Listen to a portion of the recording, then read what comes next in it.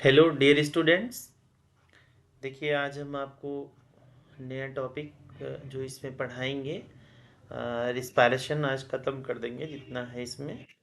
आप ध्यान से देखिए। क्वेश्चन है इसमें। देखिए पहले क्वेश्चन को बड़ा कर दें, आपको देखने में आसानी हो।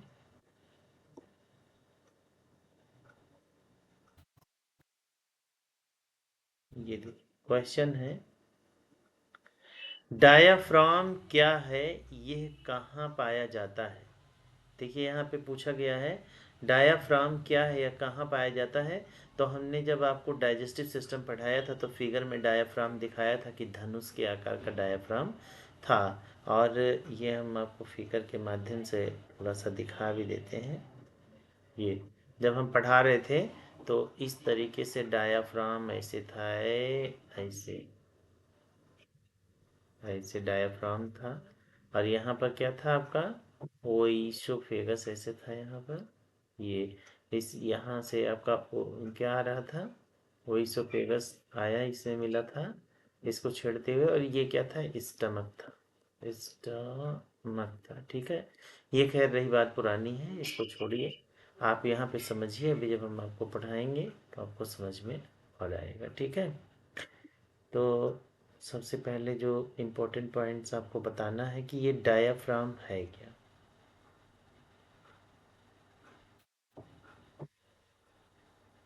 ये डायाफ्राम देखिए श्वसन में ये काम आता है।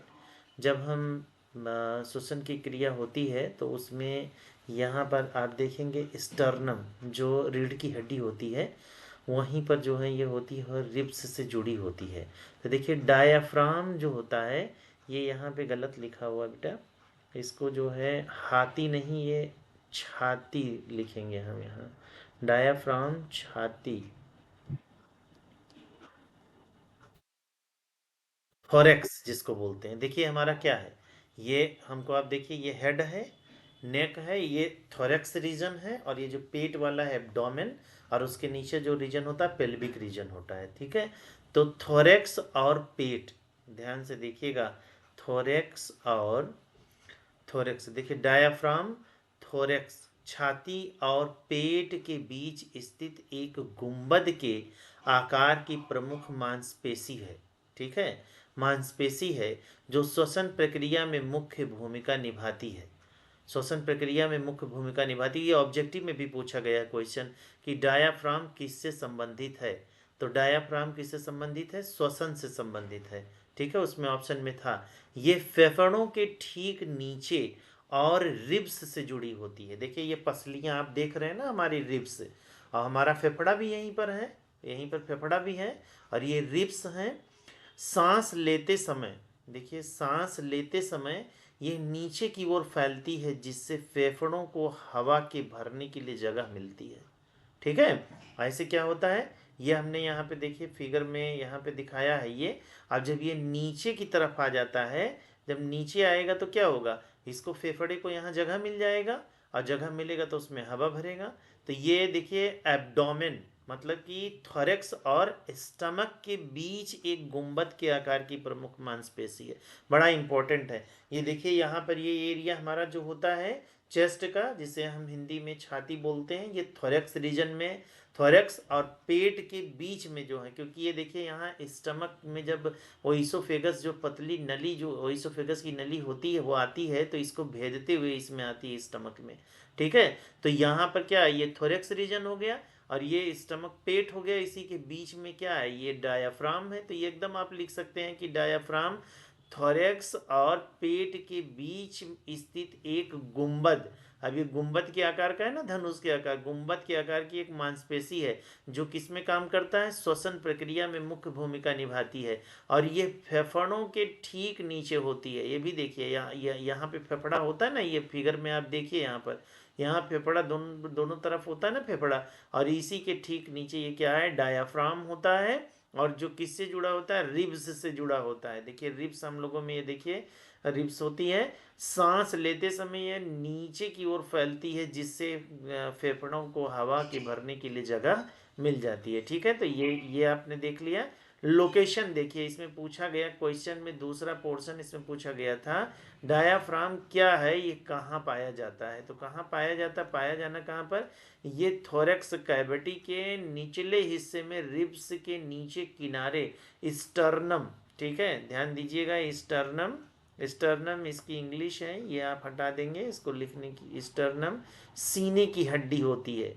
ठीक है, ध्यान दीजिएगा, सीने की हड्डी, सीने की हड्डी और रीढ़ की हड्डी के बीच स्थित होती है। ठीक है, ये लोकेशन आप बढ़िया आराम से बता दीजिएगा। तो ये क्वेश्चन आपका कंप्लीट हुआ, 2 नंबर में पूछता है। अब ये लॉन्ग क्वेश्चन जो आपको पढ़ना है, क्वेश्चन नंबर 7, श्वसन को परिभाषित कीजिए, डिफाइन रिस्पायरेशन, और उसके बाद मानव के श्वसन तंत्र का वर्णन कीजिए। Very very most important question, संभावना है कि ये आ जाए, डाइजेशन या पाचन में से कोई ना कोई आने की संभावना है। तो रिस्पायरेशन में देखिए श्वसन क्या है, ये ध्यान से देखिए श्वसन को। श्वसन एक जैविक प्रक्रिया है। जैविक का मतलब क्या होता है, बायोलॉजिकल प्रोसेस है। ठीक है, जैविक प्रक्रिया क्या है कि जैसे हम लोग अगर जन्म लेते हैं और जन्मजात कोई प्रक्रिया होती है तो उसको क्या बोलते हैं, बायोटिक प्रोसेस। क्या है ये, biotic process, biological, biological process. ठीक है, प्रोसेस। ठीक है, बड़ा इंपॉर्टेंट पॉइंट था, इसको आप जानिए। बायोलॉजिकल प्रोसेस है। श्वसन क्या होता है, हम पैदा होते हैं, अंदर ही माँ के गर्भ में बच्चा रहता है, तभी से उसमें श्वसन की क्रिया होती रहती है, जिसके द्वारा जीवधारी वातावरण से, देखिए इंपॉर्टेंट पॉइंट्स हैं, श्वसन एक जैविक प्रक्रिया है, बायोलॉजिकल प्रोसेस है, जिसके द्वारा जीवधारी वातावरण से O2 का मतलब ऑक्सीजन ग्रहण करते हैं, और कोशिकाओं में उपस्थित जो सेल्स हमारी होती हैं उनमें उपस्थित जो ग्लूकोज होता है, ग्लूकोज को तोड़कर हाई एनर्जी एटीपी उत्पन्न करते हैं। देख लिए, हाई एनर्जी, हाई एनर्जी मतलब एटीपी उत्पन्न करते हैं, साथ ही कार्बन डाइऑक्साइड CO2 गैस को बाहर निकालते हैं। और यह प्रक्रिया क्या होती है, निरंतर चलती रहती है। श्वसन क्या होता है, निरंतर चलता रहता है, क्योंकि बिना सांस के हम एक पल भी न चल सकते हैं, न सो सकते हैं, न खा सकते हैं, न पी सकते हैं, कोई भी क्रिया बिना श्वसन के हम नहीं कर सकते हैं, और ये कंटिन्यू होती रहती है क्रिया। ठीक है, अब आप देखिए इसमें आगे हम आपको बता दें, इसका रिएक्शन देखिए क्या है।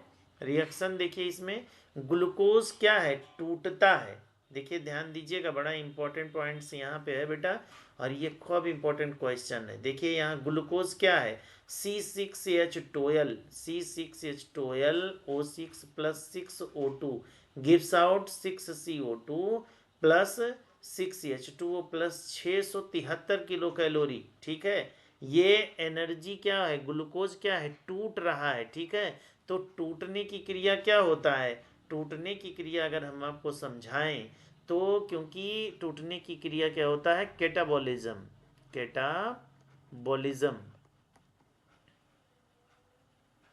कैटाबॉलिज्म। ठीक है, क्या है ये, अपचयी क्रिया होती है। देखिए कैटाबॉलिज्म और मेटाबॉलिज्म के 2 पार्ट होते हैं, एक होता है कैटाबॉलिज्म, एक होता है एनाबॉलिज्म। तो रिस्पायरेशन जो श्वसन है क्या है, कैटाबॉलिज्म, क्योंकि यहाँ ग्लूकोज क्या है, ग्लूकोज को तोड़ करके जो है हाई एनर्जी उत्पन्न होता है, इसलिए ये क्या है, कैटाबॉलिज्म है। ठीक है बेटा, ये क्वेश्चन आप रिएक्शन भी बना दीजिएगा। आगे देखिए इसमें,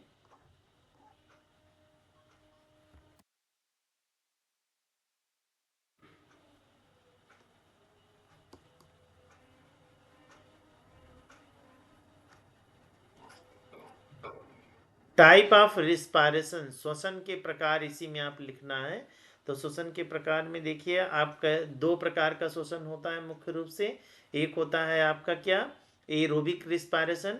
इसमें देखिए मतलब ये इस क्रिया, ये 2 प्रकार की जो क्रियाएं होती हैं, इसमें विद ऑक्सीजन क्या होता है, विथ ऑक्सीजन O2 की ज़रूरत होती है। ये क्या होता है, विदाउट ऑक्सीजन, क्या होता है, विदाउट ऑक्सीजन, बिना ऑक्सीजन की एक क्रिया होती। बस 2 लाइन केवल आपको याद रखना है कि मतलब श्वसन का ऐसा प्रकार जिसमें ऑक्सीजन की आवश्यकता होती है उसे हम क्या कहते हैं, एरोबिक रिस्पायरेशन, वायवीय श्वसन बोलते हैं। और श्वसन का ऐसा प्रकार जिसमें बिना ऑक्सीजन के ही वो क्रिया हो जाती है, उसको हम क्या बोलते हैं बेटा, उसको हम उसका नाम क्या है, जो है एनारोबिक रिस्पायरेशन। क्या बोलते हैं, एनारोबिक रिस्पायरेशन। तो ये चीज़ें आपने देखा। आगे देखिए, इसमें देखिए यहाँ पे एरोबिक रिस्पायरेशन में देखिए ये ऑक्सीजन की उपस्थिति में होता है। इसमें ग्लूकोज का पूर्ण ऑक्सीकरण होता है, मतलब कि कंप्लीट ऑक्सीडेशन होता है किसमें, एरोबिक रिस्पायरेशन में।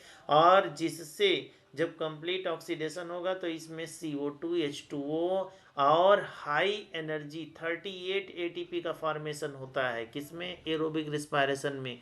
और ये जीव की कोशिकाओं के साइटोप्लाज्म और माइटोकांड्रिया में होता है। देखिए यहाँ पे हम आपको समझाएंगे, बड़ा इंपॉर्टेंट पॉइंट्स आ गया है जो कि आपको जानना ज़रूरी है। इनिशियल स्टेज में ये देखिए, ये 2 पॉइंट्स यहाँ आप जानेंगे, और यहाँ पे हम आपको समझाएंगे माइटोकांड्रिया। ठीक है, ये अगर पूछेगा मुख्य रूप से, ठीक है, क्या पूछेगा, मुख्य रूप से, मुख्य रूप से आ, मुख्य रूप से माइटोकांड्रिया में होता है, मुख्य रूप से माइटोकॉन्ड्रिया में होता है एरोबिक रिस्पायरेशन। लेकिन प्रारंभिक रूप में, मतलब प्रारंभ में जो है एरोबिक रिस्पायरेशन किस में होता है, साइटोप्लाज्म में होता है, साइटोप्लाज्म में होता है। ठीक है, क्योंकि हम आपको बता दें कि तीन तीन प्रोसेस होता है इसमें, जिसमें आपको जानने की ज़रूरत है कि साइटोप्लाज्म में जो होता है वो हमारा पहला जो मैकेनिज्म है रिस्पायरेशन का, अगर हम सेलुलर रिस्पायरेशन जब हम पढ़ेंगे तो उसमें ग्लाइकोलिसिस की क्रिया होती है। पहला क्या होता है, ग्लाइकोलिसिस होती है जो साइटोप्लाज्म में होता है। दूसरा हमारा क्या होता है, क्रेब साइकिल जो माइटोकांड्रिया के मैट्रिक्स में होता है। और तीसरा जो हमारा होता है इलेक्ट्रॉन ट्रांसपोर्ट सिस्टम बेटा, वो माइटोकांड्रिया के इनर मेम्ब्रेन में होता है। देखिए ध्यान दीजिएगा, अभी हम आपको लिख के बताएंगे भी ये तीनों पॉइंट्स, बट इतना आप जानिए जो हमने आपको बताया है, बड़ा इंपॉर्टेंट पॉइंट्स हमने आपको बताया। और इसीलिए यहाँ पे हमने आपको बताया, क्योंकि कहीं कहीं बुकों में केवल माइटोकांड्रिया दिया रहता है, लेकिन कहीं कहीं साइटोप्लाज्म एंड माइटोकांड्रिया दोनों लिखा रहता है। तो ये आप कंफ्यूज मत होइएगा।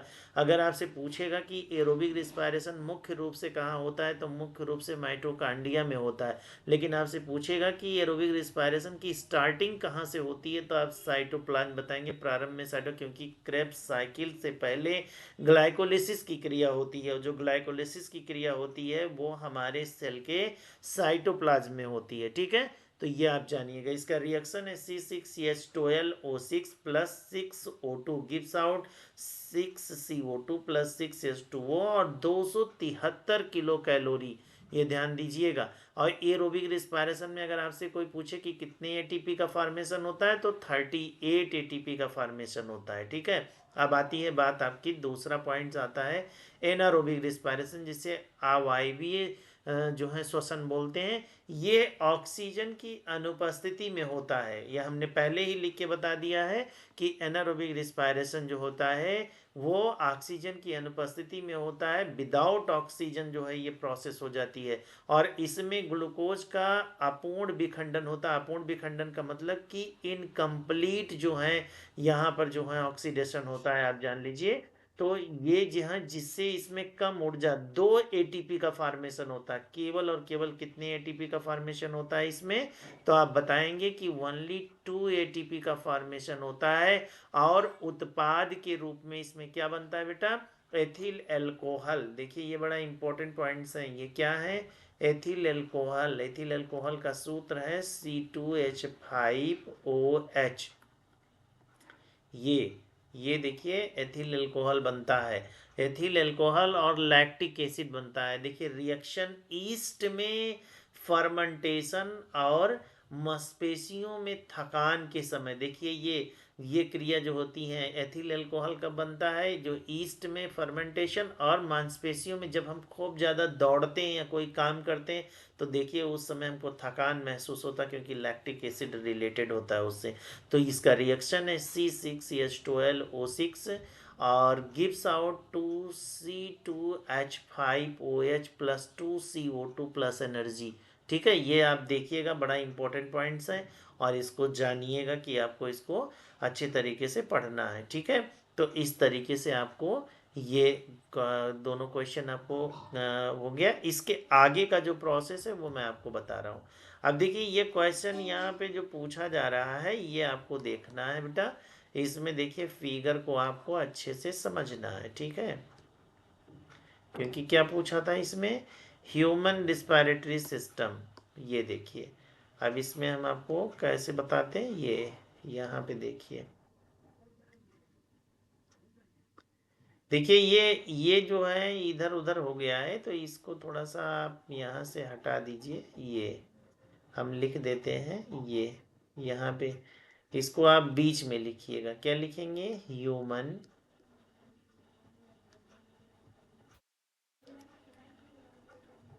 रेस्पायरेटरी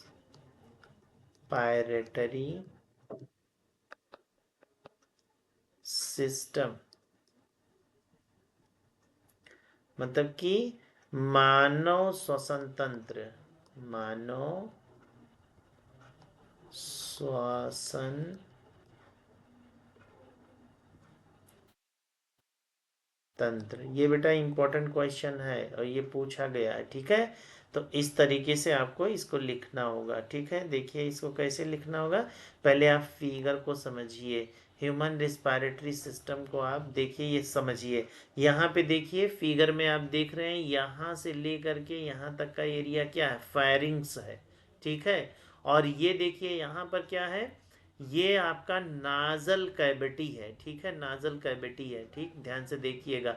और ये लैरिंग्स है, इससे जानते हैं क्या होते हैं, स्वर यंत्र इसको बोलते हैं, ठीक है। स्वर यंत्र मतलब कि जिससे जो है हमारी आवाज़ वॉइस निकलती है, इसको कंठ भी बोलते हैं।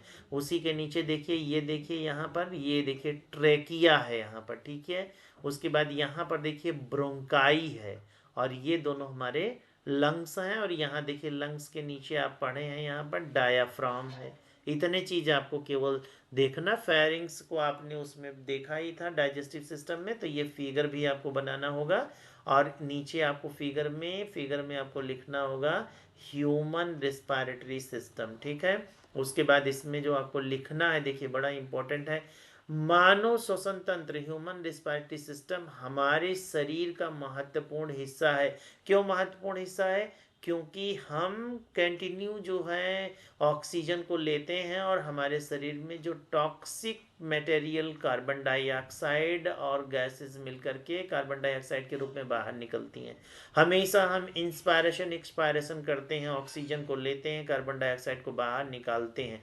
ये प्रक्रिया कंटिन्यू निरंतर होती रहती है, इसलिए ये महत्वपूर्ण हिस्सा है जो हमें जीवित रखने के लिए आवश्यक है। क्योंकि ऑक्सीजन प्रदान करता ऑक्सीजन को हम लेते हैं और हानिकारक कार्बन डाइऑक्साइड को बाहर निकलते हैं। यहाँ श्वसन तंत्र जो होता है, रिस्पायरेटरी सिस्टम के कुछ महत्वपूर्ण अंग हैं और उनके कार्य क्या है, उनको हम संक्षिप्त में उसका विवरण दिया गया। तो इसको आप देखिए, श्वसन तंत्र के मुख्य अंगों में आपको हम दिखाते हैं, ठीक है। तो ये चीज़ आप लिख लीजिएगा, वो फिगर बना लीजिएगा। और आगे आप देखिए, इसमें ये जो महत्वपूर्ण उसके अंग हैं उसको आप देखिए। ये देखिए, पहला इसमें है नासिक और नासा मार्ग। नासिक का मतलब यहाँ नोज से है, नाक से मतलब है। और नाजल कैविटी का मतलब नासा मार्ग, जो वहाँ पे भी फिगर में आपने देखा है। तो ये देखिए, हवा यहीं से शरीर में प्रवेश करती है। ये देखिए नाक जो है ना, मुंह तो हमेशा हम खोले नहीं रहते हैं, लेकिन नाक से क्या है, ऑक्सीजन हमेशा जाता है, कार्बन डाइऑक्साइड निकलता है, वो हमको पता नहीं चलता है। हम लेते रहते हैं, निकालते रहते हैं, लेते रहते हैं, ऑक्सीजन अंदर जाता है, कार्बन डाइऑक्साइड बाहर निकलता रहता है। तो हवा क्या है, यहीं से प्रवेश करता, कहाँ से, नासिक से जो है, नोज से और नाजल कैविटी से प्रवेश करती है। नाक के अंदर मौजूद छोटे बाल, देखिए हमारे जो नोज होता है, नाक के अंदर छोटे छोटे बाल होता है, इसको बहुत से लोग कटा देते हैं, बिल्कुल नहीं कटाना चाहिए। नाई अगर काटता है तो उसको मना कर देना चाहिए, क्योंकि ये बैक्टीरिया और वायरस को रोक लेते हैं, गंदगी को अंदर नहीं जाने देते, इसलिए फेफड़ों में जो है इन्फेक्शन नहीं हो पाता है। अगर ये बाल ना हो तो और बाल के साथ में जो लिक्विड निकलता है, बलगम जो होता है, वो बलगम भी क्या करते हैं कि ये हवा को छानते हैं, पेवर हवा को अंदर ले जाते हैं, और जो बैक्टीरिया, वायरस या डस्ट होते हैं उन सबको क्या करते हैं, फंसा फंसा करके बाल, और जो बलगम होता है वो क्या करता है, उसी में सूख जाता है, फिर बाद में हम इसको साफ करके बाहर कर देते हैं। तो इस बाल का बड़ा इंपॉर्टेंस है, नाक के अंदर जो पाया जाता है इसको हटाना नहीं चाहिए, ताकि धूल और कीटाणु फेफड़ों तक ना पहुंच पाए। फेफड़ों से जो है इसको क्या करते हैं, सुरक्षा करते हैं, बैक्टीरिया और वायरस को अंदर नहीं जाने देते हैं। ठीक है। दूसरी बात देखिए बेटा, इसमें फेरिंग्स और लैरिंग्स मतलब ग्रसनी और स्वरयंत्र। देखिए फेरिंग्स का काम क्या है। फेरिंग्स जो ग्रसनी होती है, भोजन और हवा दोनों के लिए एक साझा मार्ग है। देखिए साझा मार्ग, वहां पर एक ढक्कन लगा होता है, कैप टाइप में होता है। जब हम भोजन करते हैं तभी वो जो है, जान लीजिए कि वो क्या करता है कि फेफड़े के रास्ते को जो है वहां पर क्या करता है, वो ढक लेता है। नहीं तो भोजन के पार्ट अगर फेफड़े में चले जाएं तो हमको क्या होगा, दिक्कत हो जाएगी। इसलिए भोजन करते वक्त वहां पर ये जो है प्रोटेक्शन करता है। तो ये भोजन और हवा दोनों के लिए एक साझा मार्ग है। इसके बाद जो होता है स्वरयंत्र आता है, जिसे वॉइस बॉक्स भी कहते हैं, जिसके द्वारा हम बोलते हैं, अलग अलग तरीके की आवाज़ निकालते हैं, क्योंकि ये ध्वनि उत्पन्न करता है। ठीक है। तो ये आप जान लीजिए फेरिंग्स और लैरिंग्स क्या है। उसके बाद है आपका बेटा ट्रैकिया। ट्रेकिया जिसे श्वास नली बोलते हैं, ये भी बड़ा इंपॉर्टेंट है। इसे हम विड पाइप भी कहा जाता है, इसको विड पाइप भी कहते हैं। यहाँ हवा को फेफड़ों तक ले जाने वाली एक पाइप जैसी संरचना होती है, जो सी आकार के कार्टिलेज के छल्लों से बनी होती है। ट्रेकिया आप देखिए फिगर में बिल्कुल हमने दिखाया, छल्लों के रूप में होती है, ताकि ये सिकुड़े नहीं। देखिए बड़ा इंपॉर्टेंट पॉइंट्स हैं, ये भी देख लीजिए कि वो छल्ले के रूप में बनी होती है, ताकि इनमें कोई सिकुड़न ना आने पे। अगर सिकुड़न आ गए तो क्या होगा, हवा अंदर पास नहीं करेगी। तो ये भी बड़ा इंपॉर्टेंट है। उसके बाद जो है देखिए रिस्पायरेटरी सिस्टम का मेन पार्ट देखिए, ब्रोंकाई एंड ब्रोंकियोलिस बहुत इंपॉर्टेंट है, श्वसनी और श्वसनिकाएं। ये भी देखिए, श्वसन नली आगे चलकर दो भागों में बढ़ जाती है। ठीक है। ये देखिए ट्रेकिया जो होती है आगे चल के क्या होती है, देखिए आप नीचे देखेंगे फिगर में, तो ट्रेकिया उसमें दिखाया गया फिगर में दो भागों में बट जाती, जिन्हें क्या बोलते हैं, ब्रोंकाई कहते हैं। ये फिर छोटे छोटे शाखाओं में विभाजित हो जाती है। देखिए क्या, कितना अच्छा आप लिख सकते हैं कि ट्रैकिया जो होती है, वो ट्रैकिया आगे चल के क्या होती है, दो भागों में बढ़ती है, जिसको हम ब्रोंकाई और ब्रोंकियोलस कहते हैं। ठीक है। और श्वसनी जो होती है, जो हमारी ब्रोंकाई होती है, वो फिर क्या होती है, वो छोटी छोटी शाखाओं में बढ़ जाती है, जिनको ब्रोंकियोलस कहते हैं। अब उसके बाद देखिए इसमें इंपॉर्टेंट पार्ट्स क्या हैं। एल्व्यूलाई, वायु कोष्ठक, ये फेफड़ों के सिरों पर मौजूद अंगूर के गुच्छों जैसी सूक्ष्म थैलियां होती हैं। यहीं पर खून और हवा के बीच गैसों का आदान प्रदान होता है। तो ये बड़ा इंपॉर्टेंट पॉइंट्स है। और उसके बाद आपका आता है लंग्स, फेफड़ा। ये मुख्य श्वसन अंग है। देखिए कभी कभी ये बड़ा इंपॉर्टेंट क्वेश्चन खूब ऑब्जेक्टिव में पूछा जाता है, मुख्य श्वसन अंग क्या है, तो लंग्स है। मनुष्य के पास दो स्पंजी फेफड़े होते हैं, जो थोरेसिक कैविटी, जो चेस्ट कैविटी होता है, इसको थोरेसिक कैविटी भी बोलते हैं। यहाँ पे आप लिख सकते हैं, ये थोरेसिक कैविटी है, थोरेसिक कैविटी। ठीक है, थोरैक्स कैविटी होती है। तो ये आप जानिएगा, इसको भी आप समझिएगा बढ़िया से। और इस तरीके से आपका क्या हुआ, ये इंपॉर्टेंट पॉइंट्स जो था ये खत्म हो। ये बड़ा इंपॉर्टेंट है, आने की संभावना भी बहुत ज़्यादा है। ठीक है, तो बच्चा इसको पढ़िएगा बढ़िया से। और जो ना समझ में आएगा उसको दो बार तीन बार वीडियो को देखेंगे तो आपको एकदम समझ में आ जाएगा। ठीक है, थैंक्स। फिर आपको नए क्वेश्चन के साथ